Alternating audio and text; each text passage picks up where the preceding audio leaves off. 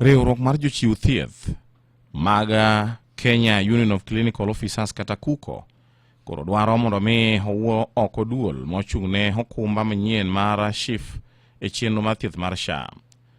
Jochiw thieth goendo kokadho kuom riwruok margi noendo wacho ni ponono duol noendo ok obi okethi oko to gibiro chungo weche mag thieth e pacho kaendi mangima. Bende giseyo mokalo duol mochung'ne okumba mar SHA magiwacho ni opong' kod mibadhi kendo loro ne jochiw thieth goendo oko e timo handika makamano endo.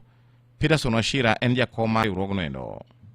We have realized that the motivation for these people to do this is that this money that is paid to the KMPDC illegally, they have a way of channeling it back to themselves, and they are benefiting from the proceeds of that corruption money. That is number one, involving the facilities. Number two, involving the facility. It has been in the news that facilities are to be paid. The monies they were owed by NHIF are not even by the Social Health Authority. And there are many facilities that have reached out to us. Many of them, they even fear coming out because they feel when they come out, they are going to be targeted.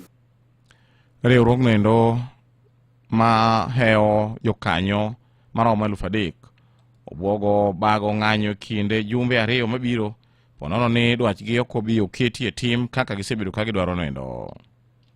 The problem that we have are the people who have been appointed in that SHA authority to ensure that they coordinate and ensure that UHC becomes a reality. And that is why we are asking the president, in the spirit of making UHC work, we need those people who are sitting there to be sent home. There are many Kenyans who understand, who are of goodwill, and who are going to help us so that we can be able to achieve universal health coverage. Eweche ma moko bende mapogore kod mano